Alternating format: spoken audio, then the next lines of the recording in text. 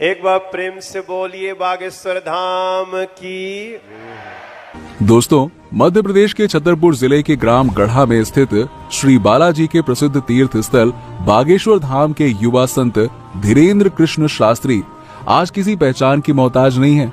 आए दिन बागेश्वर सरकार के पास नेताओं का जमावड़ा लगा रहता है। इसी कड़ी में प्रधानमंत्री नरेंद्र मोदी जी का भी नाम शामिल होता है, जो कुछ दिनों पहले ही दर्शन करने छतरपुर के बागेश्वर धाम पहुंचे थे। और दोस्तों, सिर्फ देश के प्रधानमंत्री ही नहीं बल्कि बॉलीवुड के कई दिग्गज कलाकार भी बागेश्वर धाम आए दिन दर्शन करने के लिए वहां पहुंच ही जाते हैं। मध्य प्रदेश के छतरपुर जिले के ग्राम गढ़ा में स्थित सिद्ध स्थान बागेश्वर धाम सरकार इन दिनों पूरे भारत में चर्चा का विषय बना हुआ है। बागेश्वर धाम में रोजाना लाखों की तादाद में भक्त अपनी मनोकामनाएं लेकर पहुंच जाते हैं। बताया जा रहा है कि बागेश्वर धाम के मुख्य पंडित धीरेन्द्र कृष्ण शास्त्री भक्त को देखकर ही बता देते हैं कि उनके मन में क्या चल रहा है। बागेश्वर धाम में आप जैसे ही पहुंचते हैं, आपके ऊपर जो भी साया होता है वो अपने आप ही उतर जाता है। महाराज धाम पर आए हर एक व्यक्ति के मन की बात जान लेते हैं और उनके दुखों को दूर करने के उपाय भी बता देते हैं। इतना ही नहीं, पंडित धीरेन्द्र कृष्ण शास्त्री की कृपा से धाम में हर दिन भंडारा चालू रहता है। पंडित धीरेन्द्र कृष्ण शास्त्री जी का जन्म 4 जुलाई 1996 में छतरपुर जिले के एक छोटे से गांव ग्राम गढ़ा में हुआ था। पंडित धीरेन्द्र कृष्ण शास्त्री का बचपन यहीं उनके गांव गढ़ा में भी था। बताया जाता है कि वो बचपन से ही बहुत धीर और दयालु थे। धीरेन्द्र कृष्ण शास्त्री का जन्म एक सामान्य परिवार में हुआ था। उनके पिता का नाम राम करपाल गर्ग था। उनकी माताजी का नाम सरोज गर्ग है। उनके दादाजी का नाम भगवान दास गर्ग है। पंडित धीरेन्द्र शास्त्री जी के दादाजी बहुत अच्छे विद्वान थे। वो निर्मोही अखाड़े से जुड़े हुए थे। पंडित धीरेन्द्र कृष्ण शास्त्री अपने दादाजी को ही अपना गुरु मानते थे और उन्होंने ही उन्हें रामायण और भगवत गीता का अध्ययन करना सिखाया। पंडित धीरेन्द्र कृष्ण शास्त्री एक गरीब परिवार से थे, इसलिए उनको उच्च शिक्षा प्राप्त नहीं हो पाई। वो सरकारी स्कूल में ही पढ़े। पंडित धीरेन्द्र कृष्ण शास्त्री ने 8वीं तक की पढ़ाई अपने गांव में ही की। इसके बाद की पढ़ाई के लिए वो 5 किलोमीटर पैदल चलकर गंज में आते थे। उन्होंने 12वीं तक की पढ़ाई गंज से ही की थी और बीए प्राइवेट किया। इसके बाद वो समाज सेवा और मानव सेवा में लग गए और पढ़ाई छोड़ दी। बताया जाता है कि पंडित धीरेन्द्र कृष्ण शास्त्री का परिवार बहुत गरीब था। उनके भाई और बहन भी साथ साथ रहते थे। पंडित धीरेन्द्र कृष्ण शास्त्री ने 9 साल की उम्र से ही बालाजी सरकार की सेवा करना शुरू कर दिया था। उनसे पहले उनके दादाजी बालाजी सरकार का दरबार चलाया करते थे और धीरे धीरे वो 12 साल की उम्र से हनुमान जी की कृपा से भागवत गीता का प्रवचन देने लगे और वहीं बालाजी के दरबार में साधना किया करते थे। इसी साधना का उन पर ऐसा असर हुआ कि बालाजी की कृपा से उन्हें अनेकों सिद्धियां प्राप्त हुई। राम बोलो, सीताराम सब लोग, सीताराम सीताराम। आप में से कोई पत्रकार हमारे चाचा जी का नाम बता सकता है?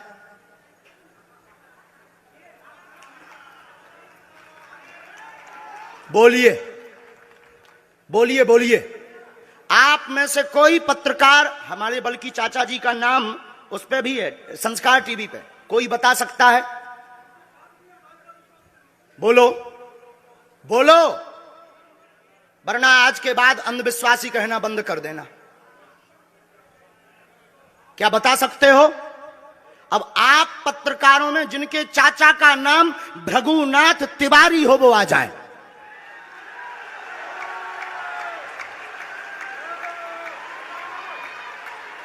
आपके चाचा का नाम भृगुनाथ तिवारी है? जी, मेरे चाचा का नाम भृगुनाथ तिवारी है और वो भोपाल में रहते हैं, अभी मथुरा में हैं।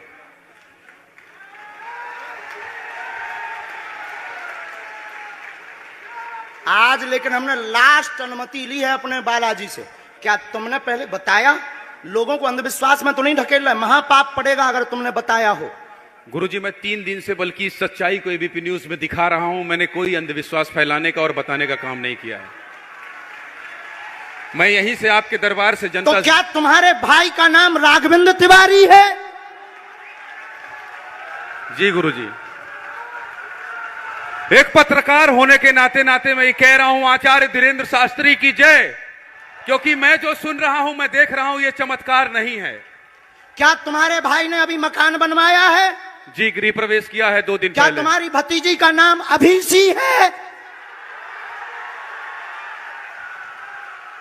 जी गुरुजी। आज के बाद अब अंधविश्वासी कहना बंद कर देना, वरना नंगा कर दिया जाएगा। हम हनुमान जी के सेवक हैं, ललकार कर करते हैं कि हमने संतों की चरणों की तपस्या सीखी और सन्यासी बाबा की कृपा को पाया है।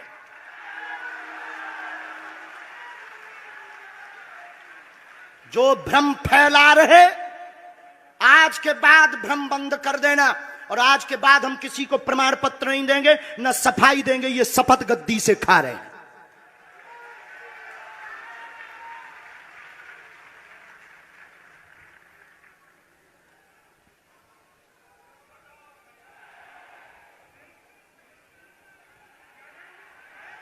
पूरे भारत को अंधविश्वास में धकेलने के लिए हाँ तो नहीं बोल रहे।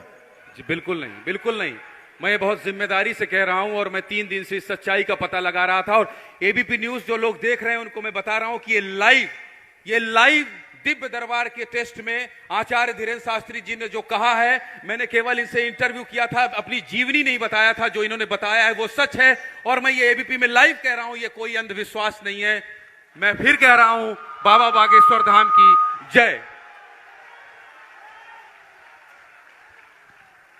आज के बाद, क्योंकि आज हमारा दिमाग स्थिर नहीं है, आज के बाद अब हम कभी भी किसी से हमें प्रमाण पत्र की आवश्यकता नहीं है। आज पूरी नेशनल मीडिया के सामने हमें जो कहना था कर लिया, फर्स्ट और लास्ट है। अब आपका एक प्रश्न हम बताएंगे और आज के दरबार को, क्योंकि हम पूर्ण होश में नहीं है, इसलिए आज के दरबार को हम बालाजी की अनुमति से आए थे और आज के दरबार को हम इसी के साथ विराम करेंगे। कल 4 घंटे दरबार लगाएंगे।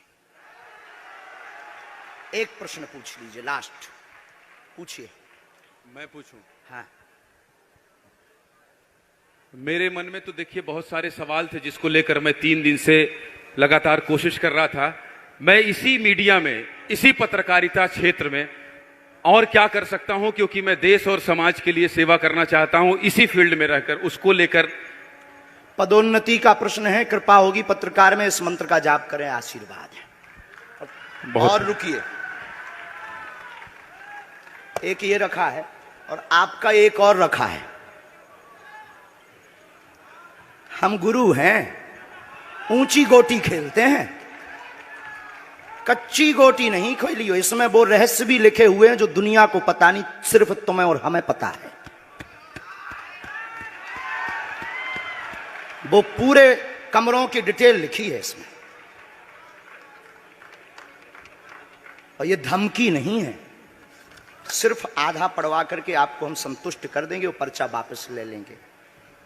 एक ये आएंगे, ये भाव से बैठे हैं, बस ये आपने भी नहीं सोचा होगा।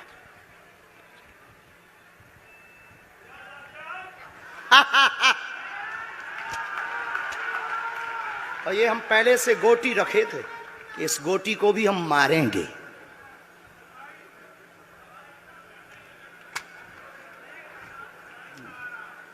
एक पर्चा ले सकते हैं, ये वाला नहीं। दोनों हाथों की मुट्ठी बांधो सब। आज चूंकि हमें उतनी ज्यादा शारीरिक हमें गुरुजी से आज्ञा लेनी पड़ी, क्योंकि हमें कसौटी पर उतरना था, तो गुरुजी से हमें आज्ञा लेनी पड़ी। और हमारे गुरुजी ने सुबह 7:30 बजे कह दिया था, बेटा जाओ झंडा गाड़ कर आओगे सनातन का।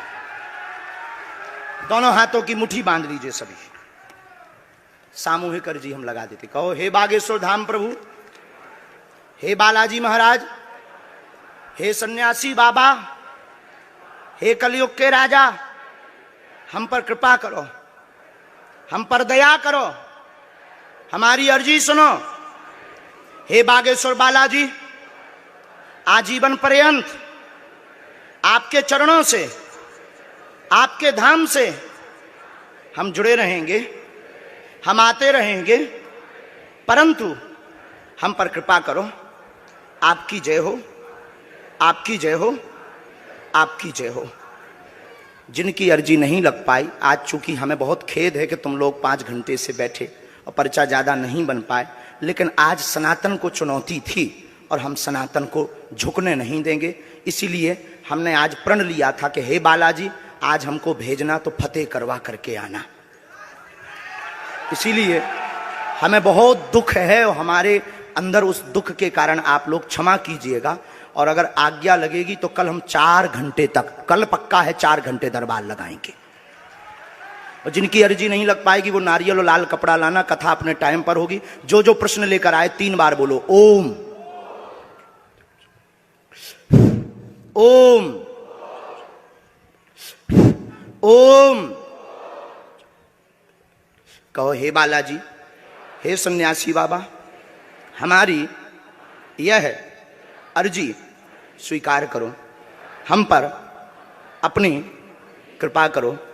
आपकी जय हो, आपकी जय हो, आपकी जय हो। दाहिने हाथ की मुट्ठी का सीधा उतारा शीर्ष 7 बार करो, बालाजी के चरणों की तरफ छोड़ दो। ऐसा करने से शरीर की जो भी नकारात्मक ऊर्जा होगी वो बालाजी के चरणों में बंध जाएगी। अब बाएं हाथ की मुट्ठी का उल्टा उतारा करो एंटी क्लॉक में, शीर्ष 7 बार। इसे भी बालाजी के चरणों की तरफ छोड़ दो। अब दोनों हाथों को मलो, बोलो ओम बागेश्वराय नमः, ओम बागेश्वराय नमः। एक बार आंखों में लगाओ, शरीर में आपको जहां पीड़ा है वहां स्पर्श कराओ और दोनों हाथ उठाकर बोलो बागेश्वर धाम की, सन्यासी बाबा की, दिव्य दरबार की। आपकी बहन अर्जी स्वीकार हो गई है, वो काम हो जाएगा। कल हम आपकी अर्जी लगा देंगे। बाकी हमारे जोश में जो भी बुरा निकला हो तो हम भैया यही कहते हैं कि हमें होश नहीं रहता है। बोलने वाला कोई और था, वो बोलकर चला गया। बोलने वाले सन्यासी बाबा बालाजी थे, वो अपना काम करके चले गए। अब हम नॉर्मल के नॉर्मल आदमी हैं, धीरेन्द्र कृष्ण के धीरेन्द्र कृष्ण। इनकी अर्जी, इनकी बहन जी की, हाँ। और जो है कल हम दरबार में, हम आज छत्तीसगढ़ वालों से क्षमा मांगते हैं और अगर बनेगा तो कल भी अर्जी लगाएंगे और परसों भी लगा देंगे, क्योंकि आज आपका समय खराब हुआ है। इसलिए हम आप लोगों के मन को हीन नहीं करेंगे। आज की कथा अपने समय पर होगी और बस अब हम जो है थोड़ी देर के लिए हमको अब विदा लेना पड़ेगा। अभी भी आप माइक से बोलिए, कोई संदेह है माइक से बोल दीजिए, फिर बाद में मत कोई कहे। नहीं, मैं तो बिल्कुल सवाल नहीं उठा रहा हूं और मुझे कोई संदेह नहीं है। कोई आप लोगों में से किसी को संदेह अब है तो ठटरी बराइयो। हाँ, अब इससे बड़ा कुछ नहीं हो सकता। इसी के साथ दोनों हाथ उठाकर आज का दरबार, कथा में कौन कौन आ रहा है हाथ उठाओ। पक्का पक्का पक्का। अरे पागलो, चिंता मत करो, हम सनातन का झंडा विदेशों में भी गाड़ कर आएंगे, पूरे दुनिया में। और भारत के संतों से कहेंगे आप लोग अपना सिर ऊंचा कर लीजिए, भारत के संतों की तपस्या की क्या ताकत है, उसका दरबार बागेश्वर बालाजी का दरबार है। अब जो पाखंडी कहेंगे, सनातन विरोधी कहेंगे, अंधविश्वासी कहेंगे, कौन कौन बाइकआउट करेगा हाथ उठाओ। तो मैं शपथ है अपने अपने पिताओं की, कौन कौन बाइकआउट करवाएगा अगर अंधविश्वासी और सनातन विरोधी कहेगा तो? बाइकआउट करोगे? न्यूज वालों को, टीवी वालों को, जो संतों विरोध करेंगे उन संतों को, हमारा नहीं सनातन का कोई विरोध करेगा तो कौन कौन बाइकआउट करेगा? पक्का पक्का पक्का। अब भारत में रहना होगा तो सीताराम कहना होगा। हरते हैं रोग बाधा श्री हनुमान रे, दर पे जो भी आवे ना खाली हाथ जावे, है गूंजता गगन में।